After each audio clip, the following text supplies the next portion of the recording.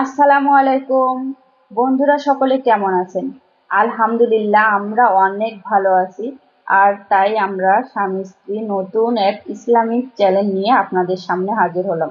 এখানে আপনারা নতুন নতুন নিয়মিত ইসলামিক ভিডিও পাবেন, আর সঙ্গে থাকছে আমাদের স্বামী স্ত্রীর দুষ্টু মিষ্টি ভালোবাসা। তো অবশ্যই সঙ্গে থাকবেন। তো আমি তোমার একটা ছোট্ট একটা হাদিস শোনাই। হ্যাঁ হ্যাঁ, অবশ্যই শোনাবে। একটা হাদিস হচ্ছে যে আমাদের সমাজে অনেকেই আমরা গীবত করি। গীবত তো বুঝো। হ্যাঁ গীবত হচ্ছে মানে কোনো ব্যক্তির অগোচরে বা একজন ব্যক্তি সেখানে প্রেজেন্ট নেই বা উপস্থিত নেই, উপস্থিত না থাকা সত্ত্বেও ওই ব্যক্তির আমরা হ্যাঁ বিভিন্ন ভালো দিক বা খারাপ দিক, হওয়া কথা বা না হওয়া কথা, হ্যাঁ এইগুলা তুলে ধরাকে গীবত বলে, বুঝছো? হ্যাঁ। আর এই গীবত হচ্ছে, এর শাস্তি ভয়ানক শাস্তি। এর শাস্তি সম্পর্কে তুমি জানো নাকি? তুমি যদি না জানো তাহলে আমি তোমাকে বলি। হ্যাঁ, অবশ্যই বলো এবং বন্ধুদেরকেও জানাও। আমি বলি সেটা হচ্ছে যে এই গীবতের শাস্তি, নিজের যে ভাই আছে, নিজের ভাইয়ের মৃতদেহ বা পচা গোশত খাওয়ার মতো শাস্তি। মানে একজন ভাই আর একজন ভাইয়ের পচা গোশত খাবে, এমন পরিমাণ জঘন্য পরিমাণ একটা খাবার, বা এটা আমরা কখনো খেতে পারবো না, হ্যাঁ এরকম একটা শাস্তি দেবে। এছাড়া আল্লাহ বলেছেন যে যারা গীবত গায় তাদেরকে আমি এমন পরিমাণ শাস্তি দেব, সেই কিয়ামতের দিনে তাদেরকে এমন অগ্নিকুণ্ডতে নিক্ষেপ করবে বা এমন আগুনে আগুন জ্বালাবে, সেই আগুনটি আল্লাহ নিজ হাতেই জ্বালিয়ে দেবে। এই আগুনে যারা গীবত করবে তাদেরকে ফালাই দেবে।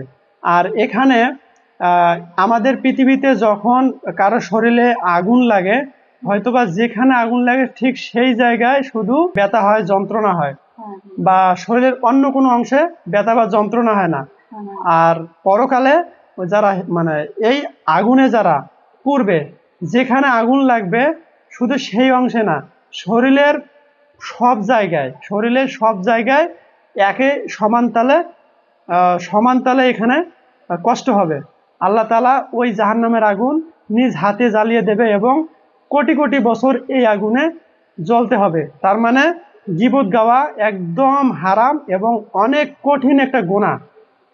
আর এছাড়াও আমাদের নবীজি হযরত মুহাম্মদ সাল্লাল্লাহু আলাইহি সাল্লাম, উনি মেরাজের রাতে যখন মেরাজে গিয়েছিলেন, তখন জিবরাইল আলাইহিস সালামকে জিজ্ঞাসা করেছিলেন যে কিছু ব্যক্তি দেখা যাচ্ছে তাদের হাতের নখের নখ থাকবে একদম পিতলের তৈরি, একদম বড় বড় সুচালো নখ থাকবে। হ্যাঁ এই নখগুলো দেখে তখন আমাদের প্রিয় নবী হযরত মুহাম্মদ সাল্লাল্লাহু আলাইহি সাল্লাম বলেছেন যে জিবরাইল আলাইহিস সালাম, ওনারা কারা বা ওরা কারা যাদের হাতে বড় বড় পিতলের নখ দেখা যাচ্ছে, অনেক ধারালো নখ, তারা নিজের শরীরের গোশত টেনে টেনে ছিঁড়তেছে বা এভাবে মুখের গোশত টেনে টেনে ছিঁড়তেছে এই সুসালো নখ দিয়ে। তখন জিবরাইল আলাইহিস সালাম বলবে যে হে নবী, এনারা সেই ব্যক্তি যারা পৃথিবীতে একজনের অবর্তমানে কথা বলছিল বা গীবত করছে, তারা সেই ব্যক্তি। তারা এভাবেই কষ্ট নিজেরাই এভাবে দিয়ে আসে, কোটি কোটি বছর থেকে এভাবেই দিয়ে আসবে। আর আমরা এতে বুঝলাম যে গীবত একটি ভয়ানক একটি পাপ, বা এটা একদম হারাম কাজ। এটা আমরা আমাদের সমাজে সবসময় দেখে থাকি। আমাদের এই পাপ থেকে বাঁচতে হলে অবশ্যই গীবত গাওয়া যাবে না। আর যদি আমরা এই গীবত গাই তাহলে আল্লাহ আমাদের নিজের ভাইয়ের মরা গোশত যেমন এটা আমরা খেতে পারবো না, ঠিক এমনটা শামিল। গীবত গাবো না বা গীবত থেকে আমরা বিরত থাকার চেষ্টা করব, কারণ গীবতটা হচ্ছে একটি ভয়ানক একটি পাপ। তো বন্ধুরা, আপনারাও গীবত থেকে দূরে থাকবেন, কারো অনুপস্থিতিতে কোনো কথাবার্তা বলবেন না। তো সবাই আমরা অবশ্যই 5 ওয়াক্ত নামাজ পড়ব, আর ইসলামিক দিনী কথাগুলো অবশ্যই শোনার চেষ্টা করব। শুধু আমাদের কথা না, অনেক বড় বড় হুজুর রয়েছে, আলেম রয়েছে, তাদের অনেক ওয়াজ রয়েছে, অনেক সুন্দর সুন্দর কথা রয়েছে। আপনারা সেখান থেকে অনেক ভালো ভালো দিনের কথা, ইসলামের হাদিসের কথাগুলো শুনবেন। এই হাদিস না শিখলে আপনারা কখনো ইসলাম সম্পর্কে জানতে পারবেন না। তো সবাই ভালো থাকবেন, সুস্থ থাকবেন।